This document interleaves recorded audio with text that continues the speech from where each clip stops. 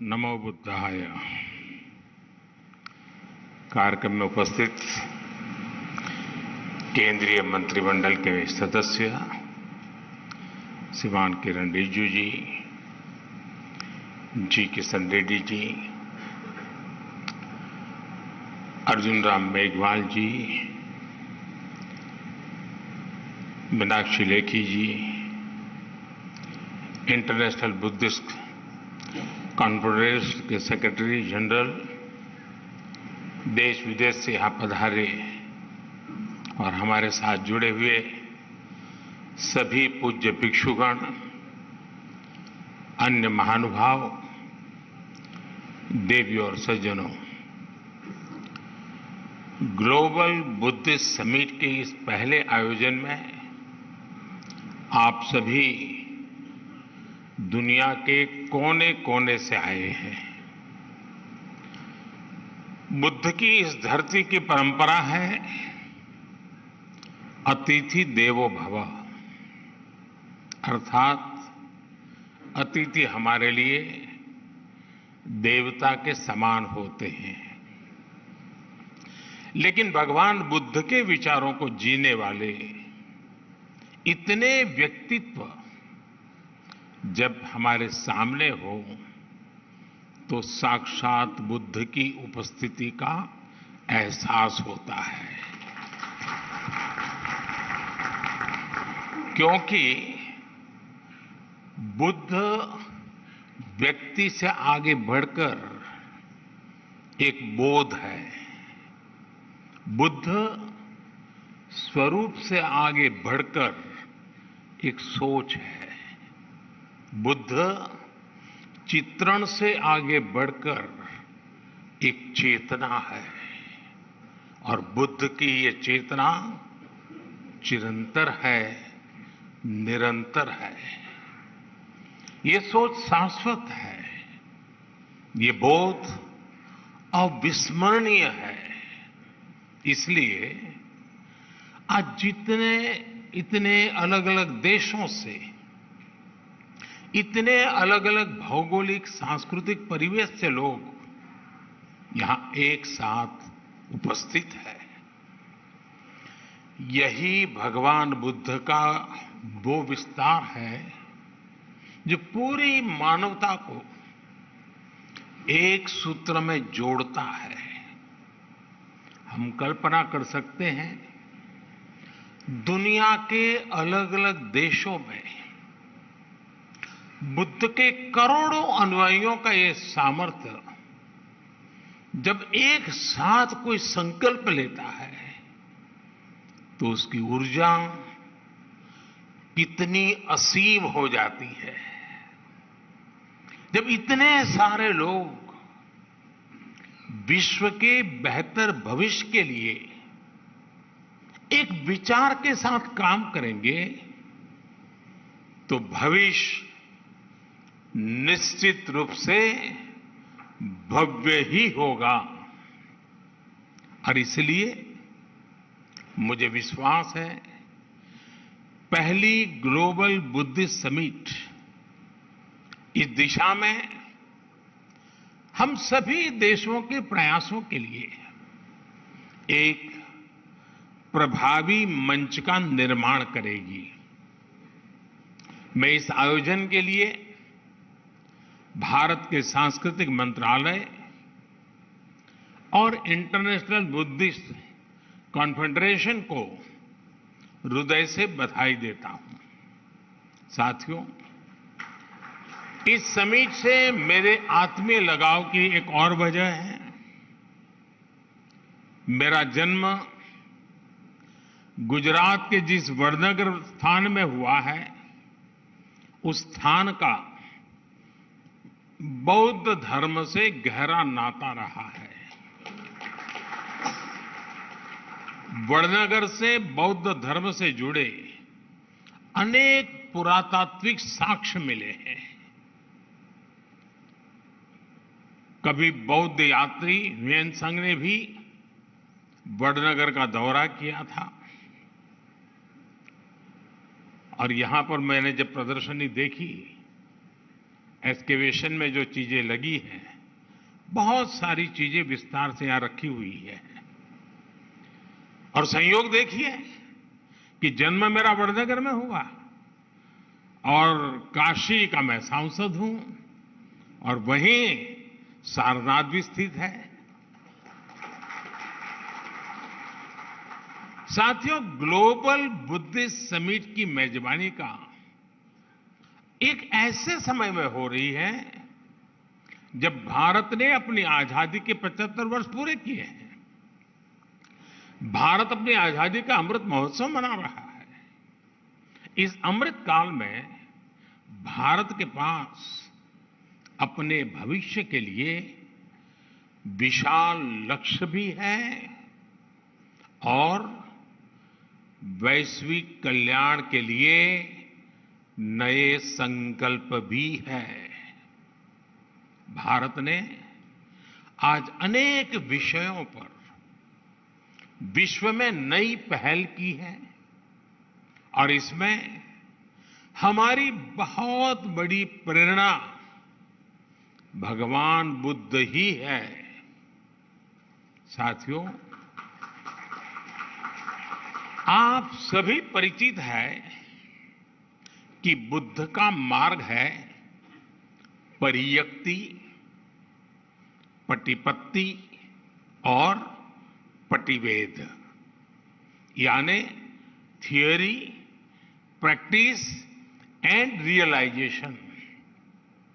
पिछले 9 वर्षों में भारत इन तीनों ही बिंदुओं पर तेजी से आगे बढ़ रहा है। हमने भगवान बुद्ध के मूल्यों का निरंतर प्रसार किया है। हमने बुद्ध की शिक्षाओं को जन जन तक पहुंचाने के लिए एक समर्पण भाव से काम किया है। भारत और नेपाल में बुद्ध सर्किट का विकास हो, सारनाथ और कुशीनगर जैसे तीर्थों के कायाकल्प के प्रयास हो, कुशीनगर इंटरनेशनल एयरपोर्ट हो, लुम्बिनी में भारत और आईबीसी के सहयोग से India international centre for Buddhist culture and heritage का निर्माण हो, भारत के ऐसे हर काम में पट्टी की प्रेरणा शामिल है। ये भगवान बुद्ध की शिक्षाओं का प्रतिवेद ही है कि भारत विश्व के हर मानव के दुख को अपना दुख समझता है। दुनिया के अलग अलग देशों में पीस मिशंस हो या तुर्की के भूकंप जैसी आपदा हो, भारत अपना पूरा सामर्थ्य लगाकर हर संकट के समय मानवता के साथ खड़ा होता है, मम भाव से खड़ा होता है। आज भारत के 140 करोड़ लोगों की इस भावना को दुनिया देख रही है, समझ रही है और स्वीकार भी कर रही है। और मैं मानता हूं इंटरनेशनल बुद्धिस्ट कॉन्फेडरेशन का ये मंच इस भावना को नया विस्तार दे रहा है। ये हम सभी like minded and like hearted देशों को एक परिवार के रूप में बुद्ध धम्म और शांति के विस्तार के नए अवसर देगा। वर्तमान चुनौतियों को हम किस तरह से हैंडल करते हैं, इस पर चर्चा अपने आप में न केवल प्रासंगिक है बल्कि विश्व के लिए इसमें उम्मीद की किरण भी समाहित है। हमें याद रखना है कि समस्याओं से समाधान की यात्रा ही बुद्ध की यात्रा है। बुद्ध ने महल इसलिए नहीं छोड़ा था क्योंकि उन्हें कोई कष्ट था। बुद्ध ने महल, राजसी ठाट बाट उसे इसलिए छोड़ा था क्योंकि उनके लिए उपलब्ध सब सुख सुविधाओं के बाद भी दूसरों के जीवन में दुख था। यदि हमें विश्व को सुखी बनाना है तो स्व से निकलकर संसार, संकुचित सोच को त्याग कर समग्रता का ये बुद्ध मंत्र ही एकमात्र रास्ता है।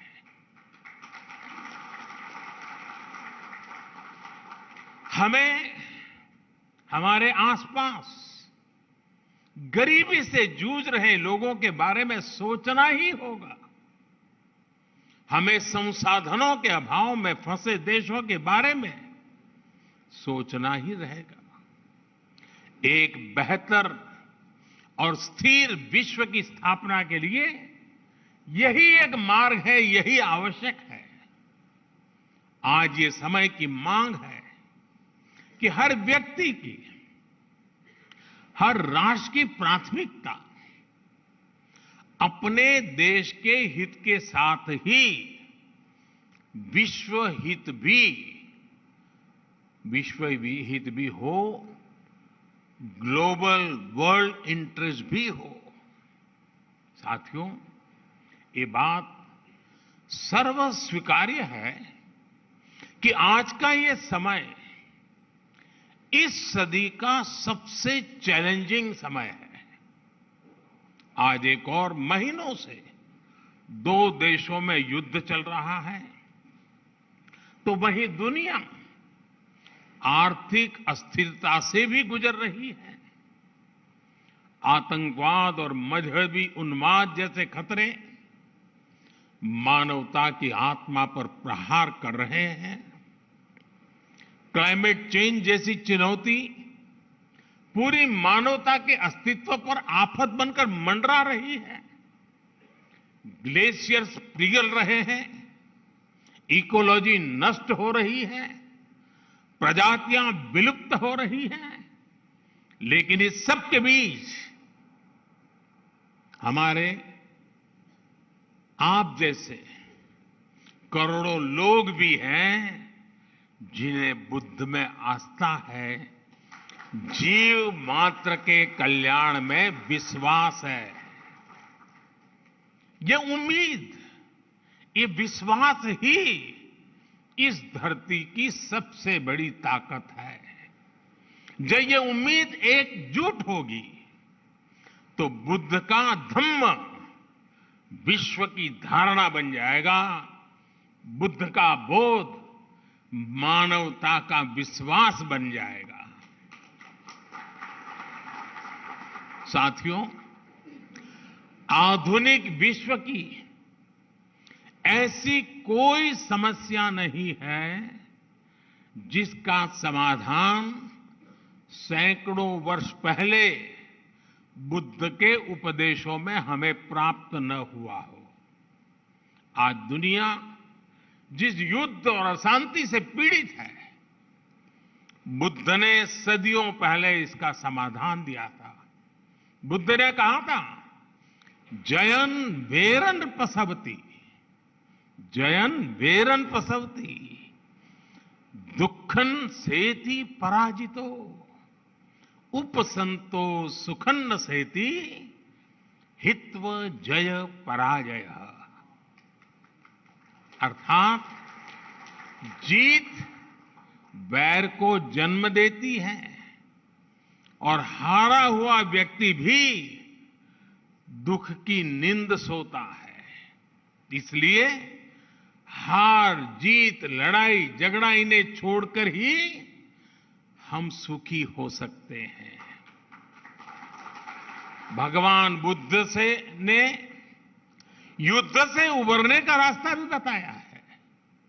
भगवान बुद्ध ने कहा है, नहीं वेरेन वेरानी सम्मंतिध उदाचन अवेरेन च सम्मंति एस धम्मो सनातनो। अर्थात वैसे बहुत बहुत बड़े कम शब्दों में बात बताई है। वैर से वैर शांत नहीं होता है, वैर अवैर से शांत होता है। भगवान बुद्ध का वचन है, सुखा संगस्य सामग्री समज्ञानम तपो सुखम। अर्थात संगों के बीच एकता में ही सुख समाहित है। सभी लोगों के साथ मिलजुल करके रहने में ही सुख है। साथियों, हम देखते हैं आज अपने विचारों, अपनी आस्था को दूसरों पर थोपने की सोच दुनिया के लिए बहुत बड़ा संकट बन रही है। लेकिन भगवान बुद्ध ने क्या कहा था? भगवान बुद्ध ने कहा था, अत्तानमेव पठनम, अत्तानमेव पठमन, पति रूपे निवेशय। यानी कि पहले खुद सही आचरण करना चाहिए, फिर दूसरे को उपदेश देना चाहिए। आधुनिक युग में हम देखते हैं कि चाहे गांधी जी हो या फिर विश्व के अनेक लीडर्स, उन्होंने इसी सूत्र से प्रेरणा पाई। लेकिन हमें याद रखना है, बुद्ध सिर्फ इतने पर ही नहीं रुके थे। उन्होंने एक कदम आगे बढ़कर कहा था, अप्पदीपो भवः। यानी ये जो आगे का वाक्य है वही तो सबसे बड़ा आधार है, अप्पदीपो भवः। यानी अपना प्रकाश स्वयं बनो। आज अनेकों सवालों का उत्तर भगवान बुद्ध के इस उपदेश में ही समाहित है। इसलिए कुछ साल पहले संयुक्त राष्ट्र में मैंने गर्व के साथ कहा था कि भारत ने दुनिया को युद्ध नहीं, बुद्ध दिए हैं।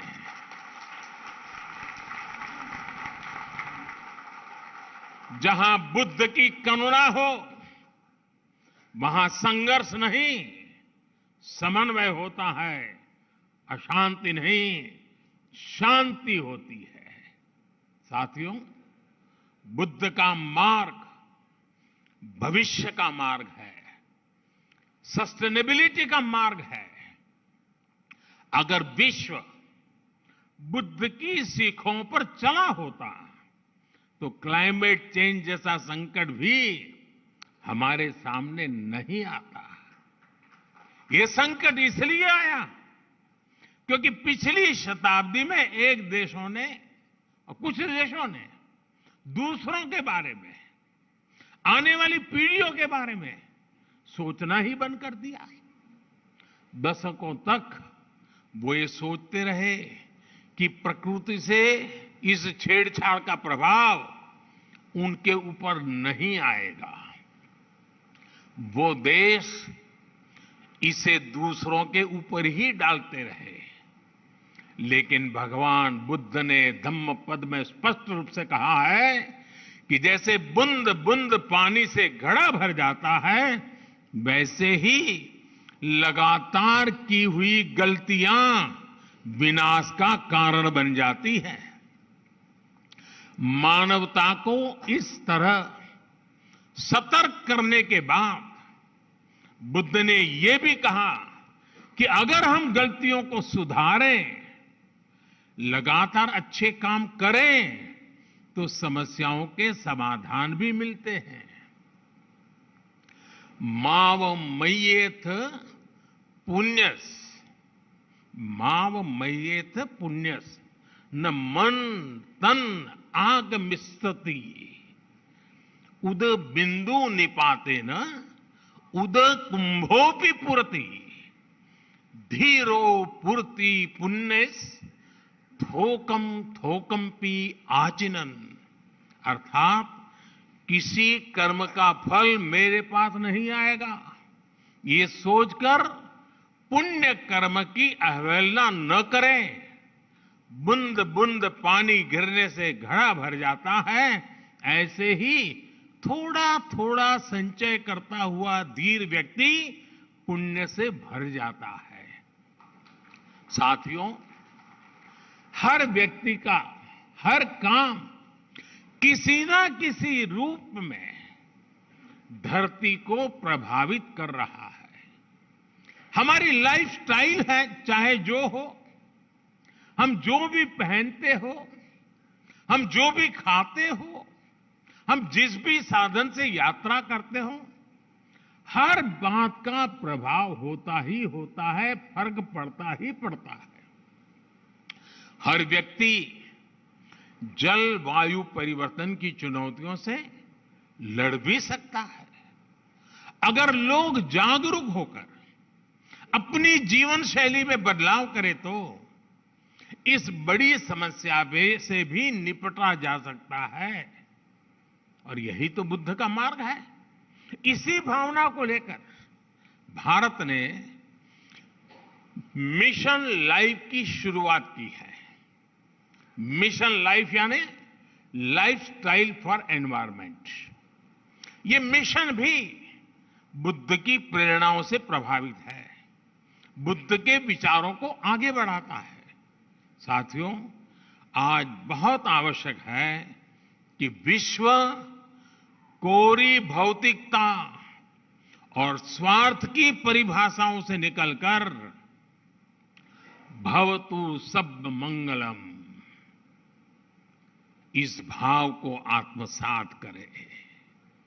बुद्ध को केवल प्रतीक नहीं बल्कि प्रतिबिंब भी बनाया जाए, तभी भवतु सब मंगलम का संकल्प चरितार्थ होगा। इसलिए हमें बुद्ध के वचन को याद रखना है। मां निवत्त अभिक्कम, यानी do not turn back, go forward. हमें आगे बढ़ना है और लगातार आगे बढ़ते जाना है। मुझे विश्वास है हम सब साथ मिलकर अपने संकल्पों को सिद्धि तक लेकर जाएंगे। इसी के साथ आप सभी को एक बार फिर हमारे निमंत्रण पर यहां पधारने के लिए आभार भी व्यक्त करता हूं। और इस 2 दिवसीय विचार विमर्श से मानवता को नया प्रकाश मिलेगा, नई प्रेरणा मिलेगी, नया साहस मिलेगा, नया सामर्थ्य मिलेगा। यही भावना के साथ मेरी आप सबको बहुत बहुत शुभकामनाएं हैं। नमो बुद्धाय।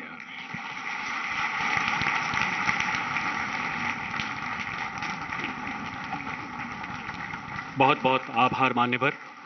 संत महात्माओं का सानिध्य माननीय प्रधानमंत्री जी के हृदय के हमेशा बेहद करीब रहा है। यतो धर्मस् ततो जय एवं सत्यमेव जयते की परंपराओं वाला हमारा भारत आपके प्रखर शीर्ष नेतृत्व में मानव संवेदनाओं के नए कीर्तिमान गढ़ रहा है।